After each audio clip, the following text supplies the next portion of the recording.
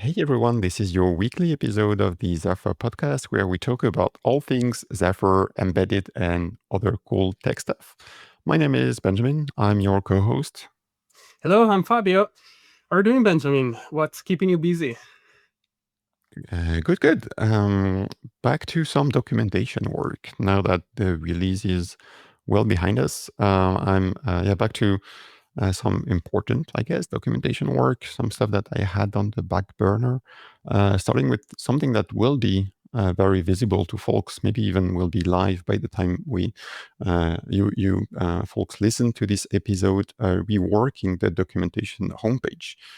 Both in terms of like the actual look and feel, one could say it was a bit maybe dated, but also just the content and the organization, making it easier for developers to enter the documentation right in like enter in the best spot based on what they want to do. Like if you care more about porting hardware, integrating new drivers, etc., chances are you want to read about and learn about device tree, that kind of stuff.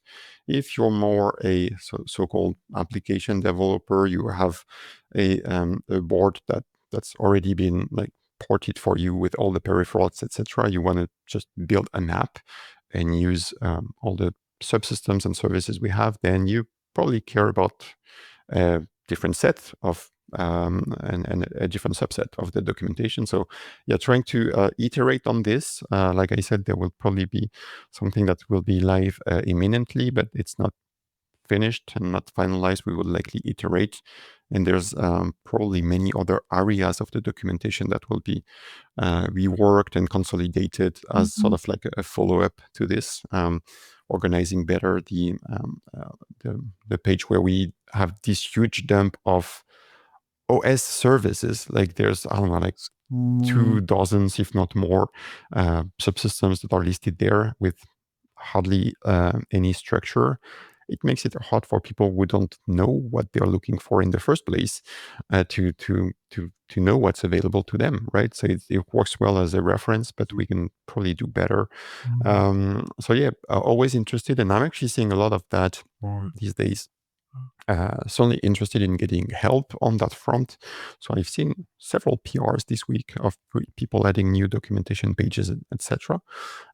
You know where to find me if you want to sort of team up, either on the content itself or more the meta work of reworking the structure and the style, etc. But yeah, that's been keeping me quite busy. How about you, Fabio? Oh, so I have been working on the EC host CMD driver, the host command driver. This could use a bit of a background. On my day-to-day job, I work on the embedded controller for Chrome OS, and sometimes work expand beyond the embedded controller. So this week I had to do some feature on the keyboard driver that run on the other side of the EC in the Linux image that we have on Chromebooks. And so when you work on kernel stuff on Chromebooks, normally you would be recompiling the kernel every time and flashing it on the device, and then you have to reboot it, and then the kernel crashes, so you have to go back to a stable image, flash it again. It's a fairly slow development cycle. So what I've been doing is we have the protocol for the communication between the EC and Linux is in Action Zephyr. It lives in subsys management, EC host command, EC host CMD. And the other part is in the mainline Linux kernel. It's been there forever. So I have been using the upstream EC host CMD subsystem to put together. I just put together a small sample with just the stub command that are required for the Linux side of the story to load and work and send keyboard events, which is what I was working on. And then on the other side, instead of flashing this on a real device, I have a plain kernel, and I can compile it locally now, and then I can run it on QEMU. And we have transport for the host command via USB. So the Zephyr board runs the host command via USB. On my computer, I have a USB pass-through to QEMU. So I can build a kernel and run it on QEMU. It loads in second, and I can test my change very quickly. So I have a very fast iteration cycle. Why this is interesting? So it's called EC host CMD, but there's nothing specific about embedded controllers. You could really use it for any. It's really a generic RPC schema for calling command on a microcontroller from a host, and we already have a library for using that in the kernel in Linux, and there is a library that is being worked on for the USB part in user space as well. So I'm putting together a sample and I'm aiming to upstream it because this could be useful for other application as well. In fact, we use it beyond the embedded controller. It's the whole USB stuff is being developed for something else. So I think it could be useful. It's a nice framework. It's a nice RPC schema. It works on USB and SPI, and there's other there's other transport, but those are EC specific. So yeah, hopefully it could be used it could be a useful thing to have in the project. Nice. Funny how we keep every other episode, one way or the other, we talk about RPC. So that's yeah. Well, yeah, it's a thing, right? Like if you need a system, like your microcontroller is gonna likely interact with something else, and you need a way of you need a protocol, and you don't develop it from scratch. There's a few. right. And have you been making some progress on your network driver that you were mentioning last week? Yeah, that's going really well. So the maintainer picked up my patch and he very elegantly told me like, hey, just I'll do it for you. So and to be honest, that was the right way because he sent a follow up, and yeah, the guy knows the driver really well. So for context, this is for the Realtek Gigabit Ethernet network driver. I was doing a modification to support one of the new 10 Gigabit Ethernet device, and my God, that code is interesting. And so you were sort of making the joke last week that sending a patch to the kernel once in a while, it sort of reminds you that this goes through mailing lists and so on. But did you like experience stuff that could be stuff that would actually be worthwhile to I bring did. to Zephyr, like in, I don't know, in the review process or? Yeah, absolutely. So this was very refreshing. The Linux upstreaming process, if you could call it so, it's something weird and it changes a lot depending on where you send stuff. And I think this is the first time I sent something to NetDev, but this is this is one of the biggest area in the kernel, I think, and they have our own internal processes, and they're not very documented. The stuff that since they have so many contributors and people that do one patch and then go away, I think they don't really put too much of an effort in having the contributor engage with the process. It's more likely that they use between the maintainer. You just send a patch via email and they respond and tell you what to do. But if you dig a bit more into what they do, they actually have something that is not too dissimilar to what GitHub provides to us, but it's very specific to their system. So I think it's a good exercise. There's two things that I think we could maybe reuse in Zephyr. Well, the first thing is I forgot they had it in the kernel, and I couldn't understand why. This is something that I catch often in code review when you don't put a static on a function, and then it becomes globally visible where it shouldn't be, and that can cause collision problem. So there's a warning for GCC called missing prototypes, and the Linux uses it. We don't. So I tried to enable it in our system, and we get a lot of warning. And I'm trying to decide if I want to try and enable it globally, but we have a lot of generated code and other stuff that kind of makes it hard. So I'll think about it. But the other thing on the process specifically, so most of the big area in the kernel, they use a system called Patchwork. I think it's called. I suspect it's written in Perl, not too sure. But it's just a patch management system. You can assign patches to a maintainer and track the status if they're superseded, if they've been merged. And it looks like the NetDev folks have checks, actually, which are very similar to our workflow in GitHub. And one of those, make sure that you CC'd and sent a patch to relevant people And one of the things that it checks that we don't have is something called a blame check. So when you send a patch to Zephyr, we have a Python script that see what files you're changing and compares that with the maintainer file, and then make sure to add reviewers and assign to the patch depending on the area that you are touching. In Linux, what you're going to do is you have a Perl script called getMaintainer, which is pretty much equivalent. It checks the file, and it checks the list of maintainer, and it tells you who to send it to, the person and the mailing list. But it does some additional stuff that we don't do, which is to check who sent commit recently, and it also does a git blame on the file and checks if there are people that wrote a lot of code in it, and it suggests to send the code to them. Now, looks like the NetDev folks go a step further and actually make sure in the patch review system that you CC'd the relevant people. So the consequence is, if you write a driver, even if you're not in the maintainer file, as long as you have a significant amount of code in the file, you're going to get notified if somebody changes it. And I think this is something that we should have as well. We should, yeah.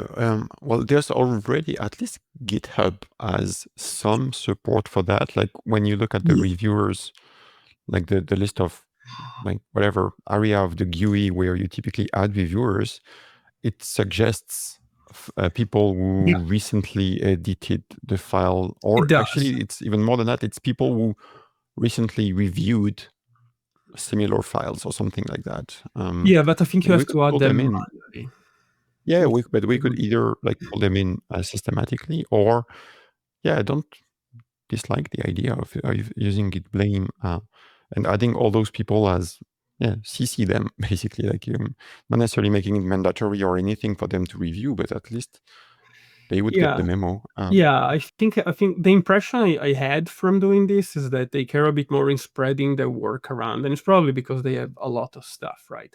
Even the work I've been doing, so if you look at the maintainer file in Linux, there's a lot of areas that have a maintainer for one driver, and this is actually the case for the one I'm working on. The maintainer that backs this driver, he does pretty much only this. I think he has the name on the transceiver library for the same device, but it's pretty much a maintainer dedicated to the R8169 driver, and he knows that code really well. Like when I saw his version of my change, I was like, yeah, thank you. And we don't do the stuff. If you write a driver in Zephyr, it's pretty much a responsibility of the maintainer to do everything, and if they get a change, it's up to them to notify you as the author if some change happened. And I find myself doing it all the time for input driver, the stuff I maintain. Like if I get a patch for the circ driver, I have to go in the Git history and find the original author of the file and go like, hey, can you test this thing? Because I don't have the hardware. Actually do, but I don't have the time to check the specific feature, right? So you obviously don't want to cause a regression for the original contributor because someone else contributed a change to your file. So yeah, I think this has been a good experience. I think we have something to learn from this stuff. I would recommend it. Like if you have a chance to do some change on a project like that, Linux has been there for a long time, and they know how to deal with this amount of contributors and this amount of changes. And it's kind of nice to see your patch floating around multiple trees and being sent from one place to another. I think that we are inevitably going to go to a similar model in the future as the project grows, where a group, say Bluetooth, so big, they're probably going to have their own tree, and we're going to be merging bigger pull requests with multiple features from them. Like, there's no other way, right? Like as the project grows. So it's I think it's interesting to do this as an exercise and see what we can learn from them. Yep. In other news, and I think we kind of predicted it, we were days away from issue or PR 100,000 in the repo. We have one. Congratulations to Congratulations to who? Who's the winner of the? I don't know. Let me click. Let me click. So the winner of patch 100,000 is drumroll Zephyr bot. Oh, Oh yeah. There's no! so which is kind of like, I mean, whoever that person is totally worthy of. I mean, they deserve the credit. Like they are very active and helping us with a bunch of stuff. And ZephyrBot this week was busy because a script ran behind the scenes. Was busy opening, I don't know, 100 or so new static code analysis issues. We run coverity once in a while on the code base to spot smells and bad potential memory leaks and whatnot, or like undefined behavior. And yeah, there were a few. There was a round of updates and new issues being opened. So Yeah, that's what ZephyrBot claimed. But that, I guess, the interesting related to that, what's interesting for people listening and who are interested in making contributions to the project, don't know where to start, and want to also maybe learn a few things in the process, have a look at those PRs issues, sorry, that are effectively coverity issues. They have some details with regards to what's the problem, like a problematic cast or like a buffer underflow, you name it. Some of them are reasonably trivial to fix and to actually yeah, to actually try and fix. So maybe do that as a first contribution, and this will get you familiar with the code contribution process, with how to run and test your patches locally, blah blah blah. So yeah. we should mention that the coverity script is run manually. So there's been a bit of a conspiracy theory that it has been run intentionally close to the patch 100,000 million. We won't comment on that, but yeah. Anyway, yeah, if you you can fix the the issue 100,000. Has it been fixed already? I guess it hasn't. Yes, Oh. yeah. All right, so I think there's quite a few things that made it into the Zephyr tree this week, and quite a few bullet points that we'll be going through. But in terms of general news, some new hardware being announced, as always. Like there's always interesting pieces of news. One is from Seed Studio called the Xiao Debug Mate. Actually, I have an early prototype that I played with over the summer. It's quite cool. It's kind of like a really small box that you can use to simplify debugging and power profiling. So and typically with the Seed Studio Xiao line of products, but yeah, some of those they don't necessarily expose debug. They don't have debug capabilities. So by hooking them up to this thing, you can really easily debug, and even on the LCD display on the thing, you can see the serial output and so on. And it has basic power profiling capabilities as well, so you can see like in real time the power consumption of your typically of what should be a reasonably low power device, because the Xiao are usually like you have like one for the NRF 52, 54, and there's Scilabs and Renesas, and with all those like Reply really low Pico. power Pico as well, Yeah. correct? Yes. But How yeah, how it's quite nice, and it's really cheap. It's like $20, I think. Yep, check it how out. do you know how accurate is the power consumption measurement? I'm looking at the display and it looks like it's That's some modulated. feedback I gave them, and I don't remember. I would need to find the BOM to see what actual like part they used to do the power consumption. My recollection is that it is really accurate and like really down to the micro amp, and like really low. The only issue I had at the time was that in terms of GUI, like the way they were displaying the information was not so great, because it Oh, was it's displaying. basically displaying things in milliamps, and so you would have like 0.0001 1 milliamp. No, I want like show it to me in micro or even maybe nanoamps, so that they have the resolution. It felt like the precision was there, except not really like uh, uh, properly displayed in the GUI. But it's a nice tool. I think from what I've experienced. Something else which might not be in the $20 price range. Like I don't know if we want to start spreading rumors in the podcast, but I thought this Yes. was quite cool to see OpenAI, and actually we haven't talked so much about AI. It's like episode 13, and we're only barely talking AI for the first time. Kudos Yeah, to maybe us. we should keep it that But this way. time it's But yeah, OpenAI making some like early noise and announcements around a an AI device, like a Vibe device or whatever yeah, that is, that they're something. going to They're release. go- Yes, they're and gonna I do thought an it was AI thing with no display interesting. and I don't know. Yeah. What I thought was interesting, and this kind of reminded me that over the past few months, I've seen quite a few like job postings from OpenAI where they explicitly indicate, and so that's, I mean, yes, we might be spreading rumors, but on the other hand, it's all public information, right? They have job postings out there where they explicitly say, "Hey, we are looking for Zephyr developers."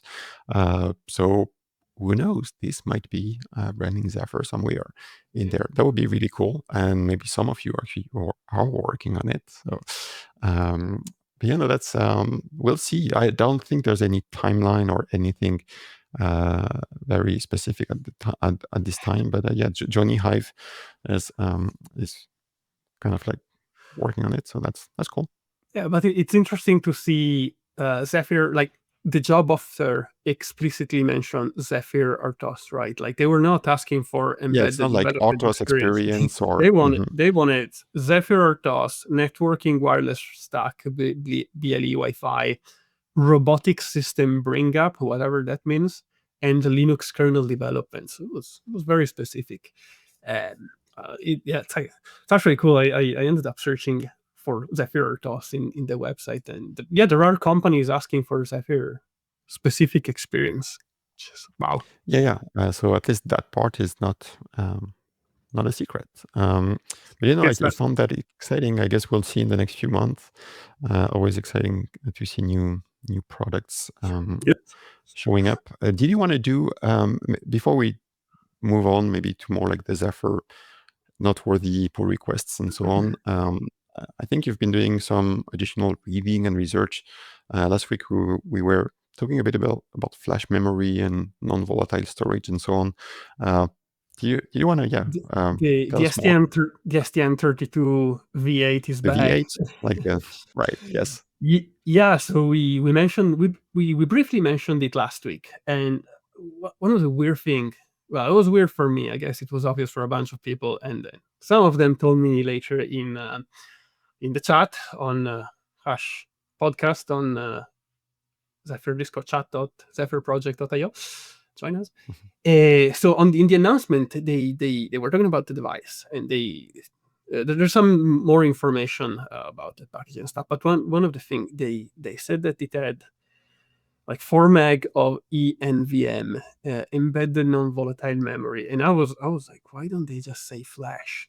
And I eventually learned. So Benjamin, are you sitting? Are you in a safe position? I'm Yeah, gonna yeah. I'm looking at the notes, and I already know that I will be completely lost by bullet point number two. you'll be shocked. So it is not. They don't call it flash because it's not flash. Whoa, amazing. So I asked around because What I is didn't know flash in this. the first What? place? So what is flash even? Yeah. So when you talk about flash memory, like you're gonna be strict about it. What you're referring it is the non-volatile memory made with floating gate MOSFET.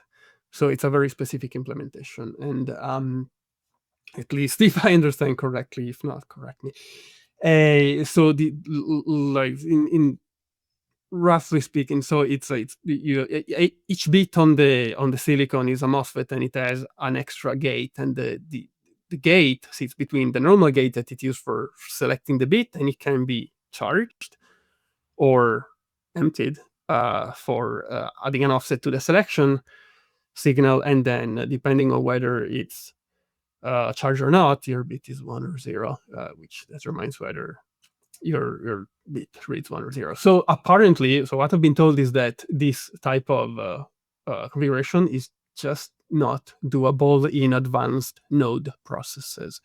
So as a microcontroller gets faster and get pushed to the smaller nodes, I think what I've been told is like below 22 or 20 nanometers, the feature is so small that you can't pump a significant amount of charge in the floating gate for the memory to retain for a acceptable amount of time.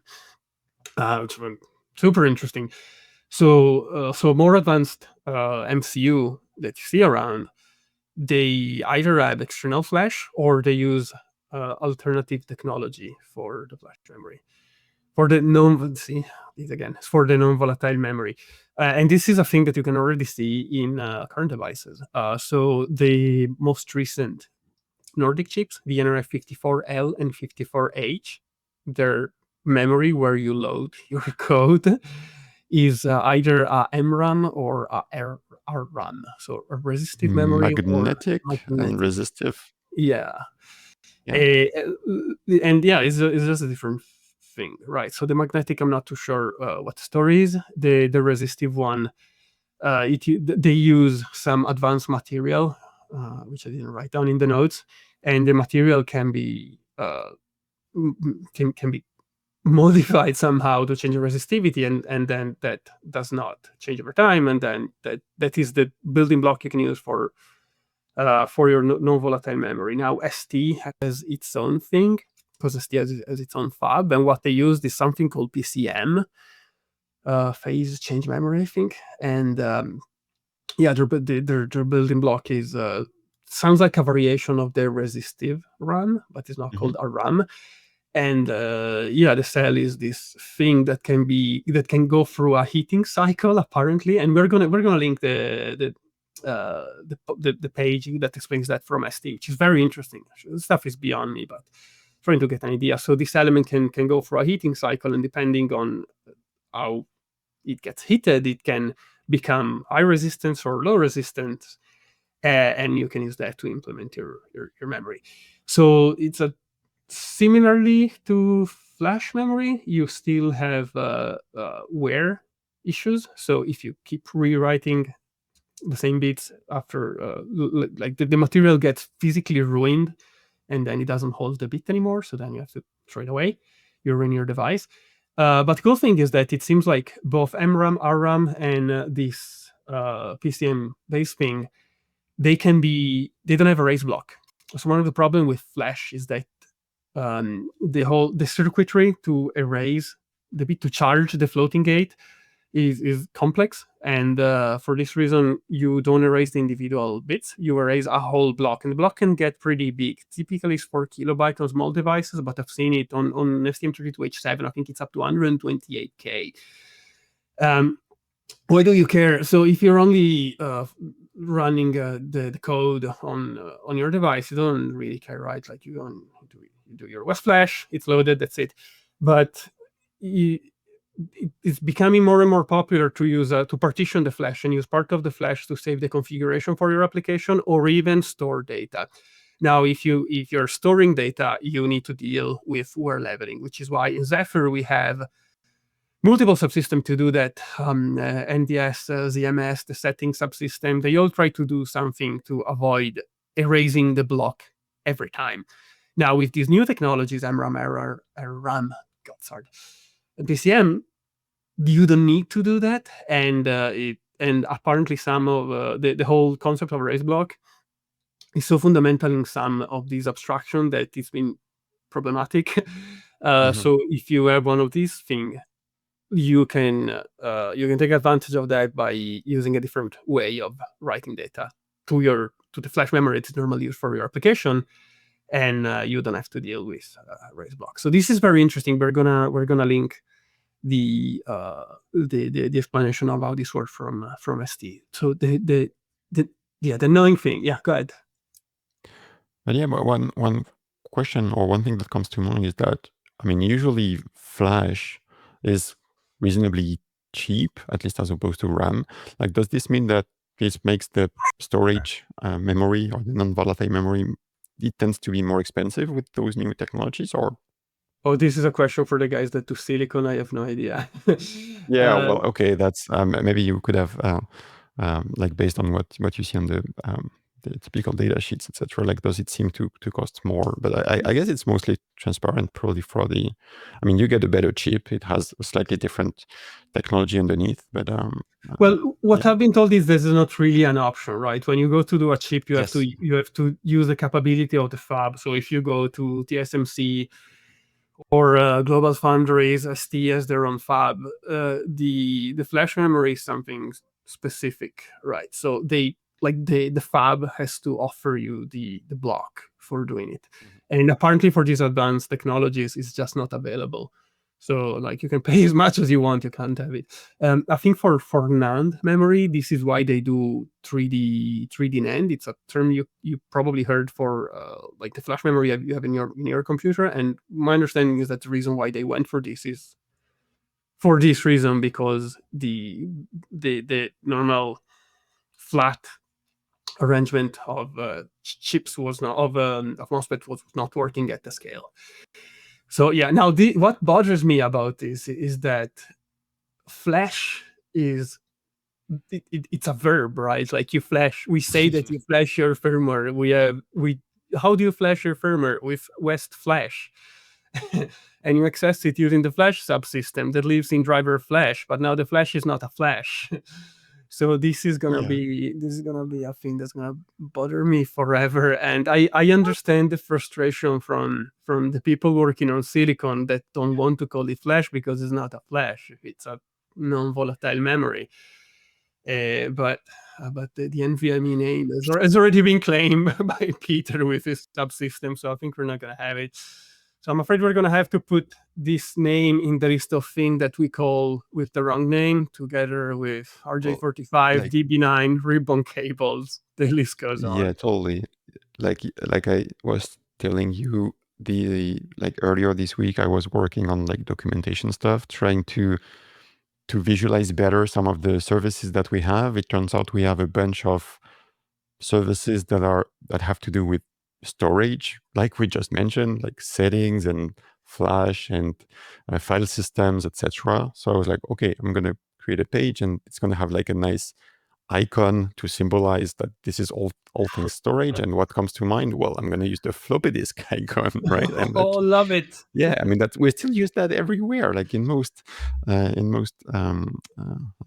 tools and like and UEs. It's still the good old floppy disk, or Yeah. if it's not, it's like the cylinder, which is same. Like it's we don't have like storage doesn't look like a hard disk anymore. But Yeah, my old anyway, GPS watch had a icon of a floppy for the save activity, and my new one doesn't. I was very sad. yeah. But yeah, no, great. Yeah, thanks for the walking us through this whole XRAM stuff. And like, if people have, uh, there might be some experts actually Oh yeah, on the topic. Please chime in the comments, or yeah, or on Discord, like Fabio mentioned. We often have really nice follow-up conversations a few days after the podcast goes live. So let's do that again. Yeah, moving on to some interesting Zephyr changes, PRs, things that were merged. One thing that I really want to personally play with is a new version of LVGL that got merged. LVGL, so it's a toolkit, a library to do graphical user interfaces on embedded systems. It's been supported in Zephyr for many, many years. And yeah, we have a great maintainer that keeps up with the changes upstream. Actually, a bunch. There's no, I think there's even more people helping on this front. But yeah, LVGL 9, in English, it's 9.4. LVGL 9.4 is now available for Zephyr developers. Yeah, in the changelog, there's one thing that caught my attention. They do support, and they have a way to actually render in real time 3D models like GLTF files. So I do want, maybe over the weekend, I will add a new sample in Zephyr. I want to have the Zephyr kite somehow as a 3D model, as a code Floating. sample available.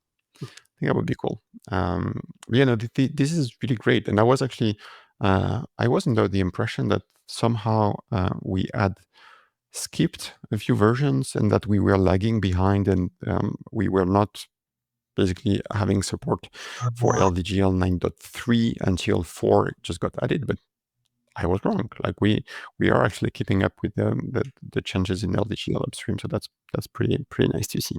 So I have a demo request. I want a demo where there's a microphone and you have to blow in the microphone and the kite floats on the screen in 3D. Thank you. Deal. Well, can I start with accelerometer though? Might be easier to just like Okay, look, okay. to fly it around. But you know that sure, point taken. I might give it a try, or someone else will beat me to it. Hint audio. You just said audio. We have this gimmick where it's like, yeah, people, please do help out on the audio front. Something else. It took a while, but we finally have a really good story there. There's something out there called DTSH. DT as in device tree, SH as in shell interaction sort of stuff. DTSH is something that you can now really easily pull into your Zephyr workspace and access through West DTSH shortcut command. And that sort of gives you an interactive shell to visualize your device tree with commands that you're most likely already super familiar with, like cd, ls, find, grep, and basically doing things like, hey, what are all the nodes in my device tree that are that are on an I2C bus and that have compatible X? What are they, so that they can check whether they are enabled or not, and there's some maybe constraint that I didn't necessarily realize were there. So it allows you to navigate very visually your device tree. You can even like output the data in like HTML and so on for documentation purposes, potentially, things like that. SVG, I think, also. So yeah, it's a really nice tool. It's effectively an external third-party library, but we do have instructions in the documentation to make it easy for you to just like pull it into your workspace. So yeah, do give it a try. Like it's some people might feel like it's either too much or too just adding syntactic sugar to stuff that they already know because they are device tree experts. But if you are not, you might find this useful. So yeah, there's that. Anything else, Fabio? Other PRs that we are interesting this week? Yeah, so we have a feature from ZBus. ZBus is the message passing system that we have in Zephyr. So this week it got support for asynchronous listener. So when you fire an event with ZBus, it's gonna call all of the listener in some way or another. And if you fire an event from, say, an interrupt, it's going to block the interrupt. Don't do it. So this had support for running the for dispatching the event on a work queue, and by default it does it on the system queue. Don't sleep in the system queue, but I suppose you can use a separate queue. So yeah, this is very good. The typical way of handling interrupts or code that runs at a level where it blocks other code is to try to do the least amount of work as possible and dispatch it to something that does it at a lower level. So yeah, this is good. Also, we have new documentation for GPIO. Really? We didn't have any GPIO documentation? What's up with that? That is correct. That's part of the things that we tend to forget, like some of us who are maybe just so buried into like the day-to-day of, yeah, I mean, we know our way around Zephyr and so on, and then we just don't realize. Uh, in this case, it's basically through the recent developer survey that I got reminded by some people that were like, "Hey, folks, you have some documentation pages that are effectively empty." GPIO was one of them. I mean, we do have documentation for GPIO in the form of like the API is documented. There's a bunch of code samples, typically Blinky. If you look at Blinky, this gives you like already a good a good overview of how it feels like to do GPIO. But we were missing quite a yeah, we were missing a few other things, and it's the same for some other areas in Zephyr, other subsystems. I think I have ADC next on my list. Like, what is an ADC channel in the first place? Like it's something that you have to get familiar with pretty early on when you use ADCs in Zephyr, and it's not really necessarily well explained. Again, we have the code samples, but the documentation page, it's empty. It has like an overview section that literally says nothing. It's empty. I will probably be tracking those all those subsystems that are lagging behind, like creating some kind of like meta issue where yeah, if people want to chime in and help write, it doesn't have to be like crazy um, complex docs. It's really just like the overview, the intro, like what are the main things you need to know, like device tree wise, what are the main concepts and patterns that you would see for, say, ADC GPIO. Um, but yeah, and on the, I guess on the topic of documentation, something also that I think we will need to improve at some point. There's just, we've been saying that many times, there's a lot that goes into Zephyr all the time, like literally hundreds of PRs and like commits and so on every week. Lots of cool new features. Some of them they go unnoticed, and sometimes it's just like people, maybe the authors don't realize that it's not worthy, and they forget to add docs. They don't even necessarily mention in the release notes because why? It's just one thing among many. But yeah, no, there's one this week, and both of us, Fabio and I, we were like, "Oh, what? How come this? This What is cool. happened? This is What called happened? yes, this is called thread runtime stack safety." So in a nutshell, and this kind of answers the question. Um, Oftentimes people are like, "Hey, how do I optimize basically the sizes of my stacks?" Because it's either I plan, like I make them really large just in case, or like how can I make them as small as reasonable without them blowing up? And like when they blow up, it's already too late. Yeah, or why is my device crashing all the time? Yeah, well, that's for most architectures, we kind of have the post-mortem of like, yeah, it blew because it was a Stack Overflow. But yeah, ideally, you could get a warning, right? And that's exactly what this feature does.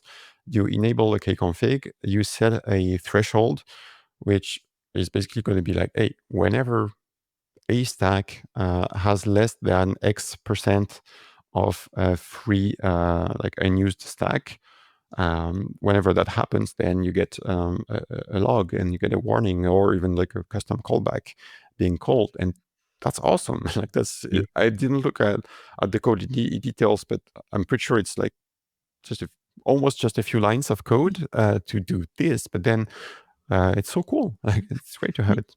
Yeah, this is a fairly small. There's a surprisingly small pull request. It's from Peter, one of our kernel maintainer, and the way I see this used is actually in the application. If you have some telemetry, if you read back from the application, geez, you definitely want to know if you're sending updates, and at a certain point, one of your stack is getting close to the limit. This is going to save you from a crash when it eventually goes over the limit. So yeah, we're gonna link this in the notes because it's very cool. We need to keep an eye on this cool feature. Yes. Yeah, I love seeing those sort of like, yeah, nice tools added to them, to the kernel, or sometimes it's like new West commands to help with like troubleshooting and so on. This is, yeah, super convenient. Um, Do we want to talk again about non-volatile memory? Hey, so in the non-volatile memory, which is not related to Flash, which is not Flash. So Peter was busy adding a feature to the NVMem subsystem, which is actually the thing that talks more to like I2C, EEPROM memory. So he is adding support for storing the MAC address in your non-volatile memory in a generic way. So yeah, this is one of the classic one. If your device has a network interface, it needs to have a MAC address. The MAC address has to be unique per device. You need to store it somewhere. So this is a good use for your NVMem. And until now, the way of storing MAC addresses was specific for the driver or the system on a chip. And yeah, with this pull request, there's now a generic way of storing the MAC address that is portable between driver and NVMem backends, whether they're Flash or not. That's it. Nice. And I think some listeners probably appreciate that things have slowed down in the On the recent board. past on the new boards. We don't get that many these days. Yeah. I'm sure some like vendors will be sending a few batches of updates at I some think point, but you yeah, have there's them not that all at many. this point. I think Yeah. we figured out that the number of embedded development boards in the world is like 950 because that's how much we have, and they've all been added in the last release cycle. Yeah, But we yeah. have one. But there's one that's actually I don't know about the price tag of this one, but feature-wise, it's pretty rich. It's from Heltec. It's a wireless tracker with LoRa and GNSS receiver. I think it has even an LCD Yeah. display as well. So it's quite cool and a reasonably nice form factor. ESP32S3 3. based. So yeah, that's cool to have. Yeah, And that's that's it. right. Was there anything else we missed? No, I think in terms of like just general public announcements sort of stuff, for the third time, I guess, in the episode, please do join us on Discord, to join us in the podcast channel. We do want to hear from you. We start seeing also people commenting on YouTube and so on. Like if you have feedback, whether it's good or bad, things you want to see less of, or hear less of or more of, let us know. There's still some time to apply to join one of our many working groups. I think we mentioned this last week, but yeah, please do add your name, whether you want to um, help with like architecture topics, process. I was actually thinking maybe we do need a documentation working group. Not sure if that would be a good idea or not, but this might happen at some point. There's also a few more days to fill out the Zephyr survey, the Zephyr 10-year anniversary survey. Like if you're using Zephyr, especially like in shipping products and like using Zephyr professionally, let's say, we do want to hear from you. So you please look out for the link in the notes of the show and of the episode. And yeah, with that, I think we will be back next week. Am I traveling next week? No, that will be the following. But yeah, thanks everyone for tuning in, and have a great weekend, everyone. Goodbye.